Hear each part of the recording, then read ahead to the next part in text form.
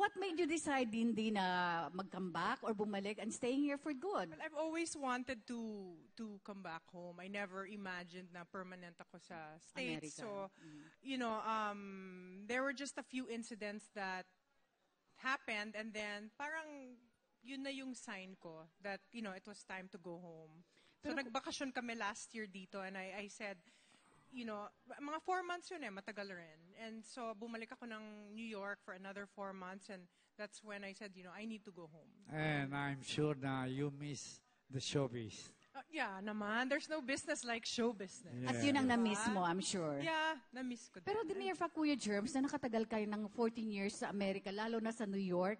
I mean, why that long? Bakit ngayon ka lang nagdesisyon na bumalik ng Pilipinas? Well, because, I was also working. And I did enjoy naman my job. It was also with film.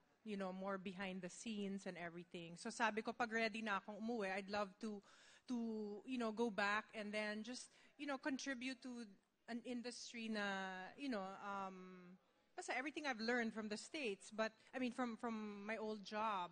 But, I always thought that I'd come back, directing or producing.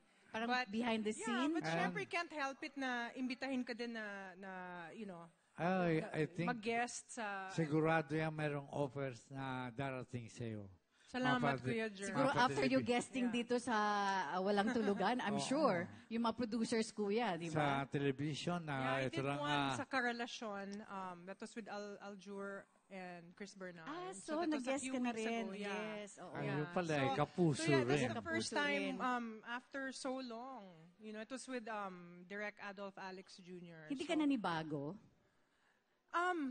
Actually, nanibago. Like, things are faster. They use better cameras.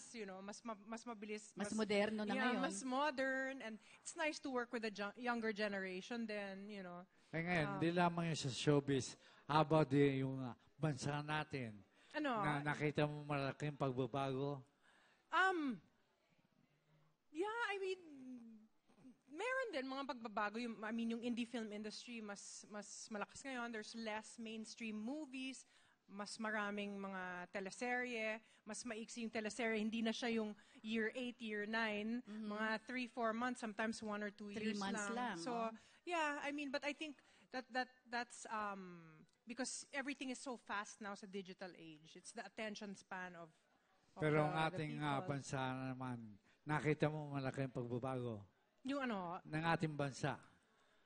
Ang daming building, Kuya Germs. I can't even get my bearings. Yung nagdadrive ako Parang noon, New York na, no?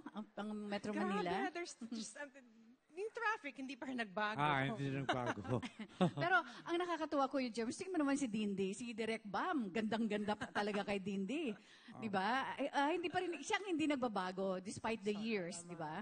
Ay ngayon, nakaeksena niya si Aljur. Ano masasabi mo sa mga aktor ngayon? Bala si Aljur lang and Chris ang nakatrabaho ko. Wow. Like recently, they were good, Napanood ko yun Napanood ko. Sa Magpakailanman? Yeah. No, Karelasyon. Oo Yes, nga pala. Karelasyon. Yeah. Karelasyon. Yeah. Yeah. And you were so good also. Thank you, Kuya Germs. Thank you. So itong sinasabi mong na you're staying here for good, definitely talagang i-revive mo na ng tuloy-tuloy ang showbiz career mo. Yeah, I think tuloy-tuloy na. Tuloy-tuloy Yeah.